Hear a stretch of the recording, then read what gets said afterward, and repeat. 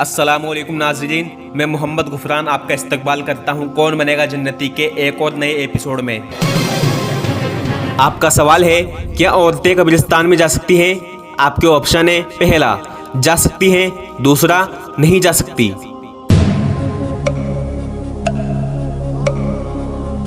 इसका जवाब है औरतें कब्रिस्तान में जा सकती हैं। बहुत सारे मेरे भाइयों और बहनों ने कमेंट बॉक्स में लिखा था कि औरतें कब्रिस्तान में नहीं जा सकती, लेकिन ऐसा नहीं है। इंशाअल्लाह मैं सही हदीस की रोशनी में आपको समझाने की कोशिश करूंगा। सही मुस्लिम में हदीस है कि नबी सल्लल्लाहु अलैहि वसल्लम ने इरशाद फरमाया कि मैंने तुम्हें कब्रों पर जाने से मना कर दिया था, लेकिन अब मैं तुम्हें हुक्म देता हूँ कि तुम कब्रों पर जाओ ताकि तुम्हें आखिरत याद आए। इस हदीस के बयान होने से पहले मर्द और औरत दोनों के लिए कब्रिस्तान जाने पर पाबंदी थी, लेकिन इस हदीस के बयान होने के बाद ये हुक्म निकला कि कब्रिस्तान जाओ ताकि तुम्हें अपनी मौत याद आए, अपनी आखिरत याद आए। और ये इजाज़त मर्द और औरत दोनों के लिए दी थी। अगर सिर्फ मर्द के लिए देते तो ख़ास तौर से इरशाद फरमाते, लेकिन आपने सभी के लिए इरशाद फरमाया कि कब्रिस्तान जाओ ताकि तुम्हें अपनी आखिरत याद आए। इसके अलावा सही मुस्लिम में एक और हदीस है कि हज़रत आयशा रज़ियल्लाहु अन्हा एक रात सोई हुई थी कि तभी आप सल्लल्लाहु अलैहि वसल्लम अपने बिस्तर मुबारक से उठे और अल-बकी कब्रिस्तान गए। हज़रत आयशा रज़ियल्लाहु अन्हा भी आपके पीछे छिपकर आ गई थी। उस कब्रिस्तान में आप सल्लल्लाहु अलैहि वसल्लम ने कब्र वालों के लिए अल्लाह से दुआ की, तो आप सल्लल्लाहु अलैहि वसल्लम के वापस आने से पहले ही हज़रत आयशा रज़ियल्लाहु अन्हा अपने बिस्तर में आकर सो गई थी।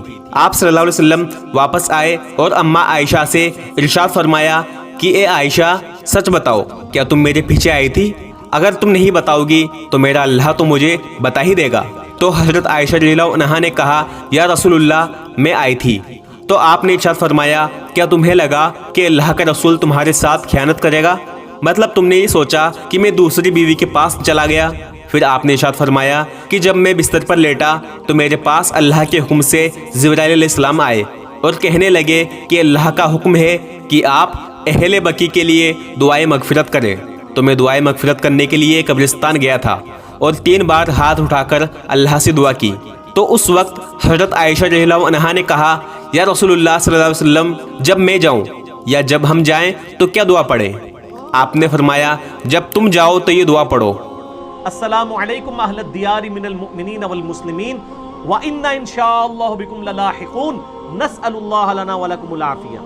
तुम पर सलामती हो ए मोमिनीन और मुस्लिमीन, मर्द औरत इस कब्रिस्तान में जो दफन हो।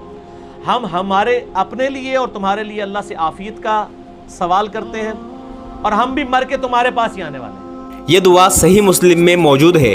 इस हदीस में आप सल्लल्लाहु अलैहि वसल्लम ने हज़रत आयशा रज़ियल्लाहु अन्हा को तालीम दी कि जब तुम कब्रिस्तान जाओ तो ये दुआ पढ़ो। इस हदीस से भी साबित होता है कि औरतें कब्रिस्तान जा सकती हैं। इसके अलावा जामिया तिर्मिज़ी में हदीस है कि नबी सल्लल्लाहु अलैहि वसल्लम की वफ़ात के कई साल बाद अम्मा आयशा अपने भाई अब्दुल रहमान अबी बकर की कब्र पर गई थी और वहाँ जाकर अशआर पढ़े। इस हदीस से ये बात बिल्कुल साफ जाहिर होती है कि औरतें कब्रिस्तान जा सकती हैं।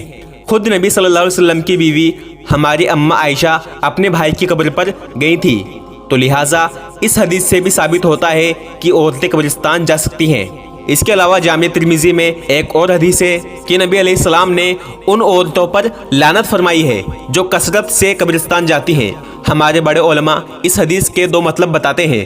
पहला ये है कि यह हदीस आप सल्लल्लाहु अलैहि वसल्लम ने तब बयान की थी जब सबके लिए कब्रिस्तान जाने पर पाबंदी थी। बाद में आप सल्लल्लाहु अलैहि वसल्लम ने इजाज़त दे दी थी कि कब्रिस्तान जाओ ताकि तुम्हें आखिरत याद आए, तो इस हुक्म के आने के बाद ये हदीस मनसूख हो गई।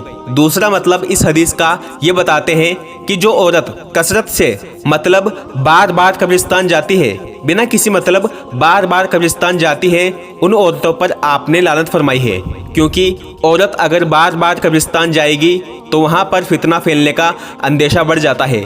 इसलिए औरतों के लिए कभी कभार कब्रिस्तान जाना जायज़ है, हदीस से साबित है।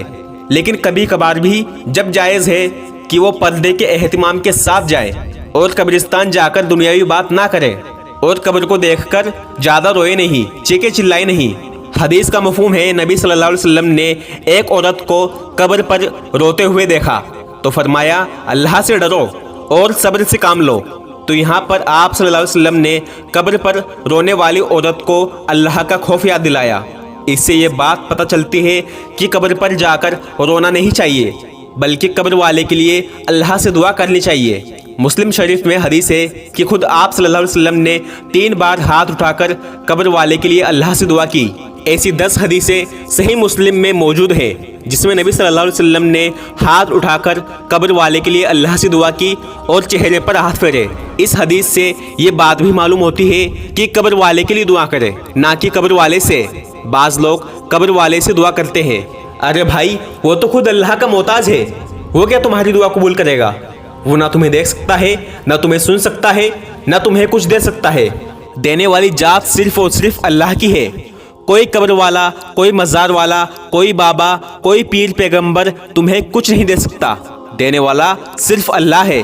तुम अल्लाह को छोड़कर किसी और से भी मांगोगे, लेकिन तब भी देगा सिर्फ अल्लाह। तो कब्र वाले से ना मांगे, कब्र वाले के लिए अल्लाह से मांगे। और जब दुआ करें तो किबले की तरफ मुंह करके दुआ करें, और आप हाथ उठाकर दुआ कर सकते हैं। हदीस का मफहूम है, नबी सल्लल्लाहु अलैहि वसल्लम ने इरशाद फरमाया, जो हाथ उठाकर अल्लाह से दुआ करता है तो अल्लाह को हया आती है कि अल्लाह उसे खाली हाथ लौटाए।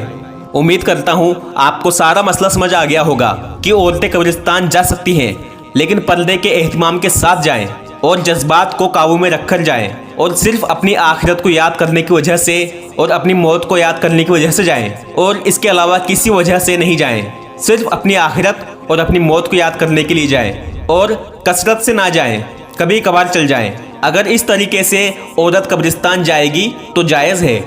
अल्लाह हम सबको आखिरत याद करने की तौफीक अता फरमाए, और हम सबको मौत से पहले पहले मौत की तैयारी करने की तौफीक अता फरमाए। आमीन सुम्मा आमीन।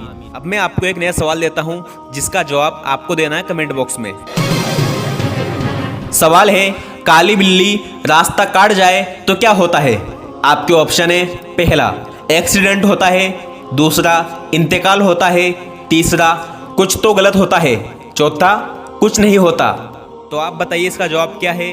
इंशाल्लाह मैं उम्मीद करता हूँ आप सही जवाब देंगे। आपसे गुजारिश है कि आप इस चैनल को सब्सक्राइब कर लीजिए और बेल आइकन को प्रेस कर दीजिए। मेरा ऐसी वीडियो बनाने का मकसद सिर्फ ये है कि मैं आपको दीन की छोटी छोटी बातें बता सकूं। आपसे गुजारिश है कि इन छोटी छोटी इस्लाम की बातों को अपने दोस्तों के साथ शेयर किया कीजिए, क्योंकि ईमान की बात एक दूसरे को बताना सवाब जारिया है। इसका सवाब आपको मरने के बाद भी मिलता रहेगा। मैं मिलता हूँ आपको अगली वीडियो में इंशाअल्लाह। जिंदा रहा तो अस्सलामु अलैकुम व रहमतुल्लाहि व बरकातुहू।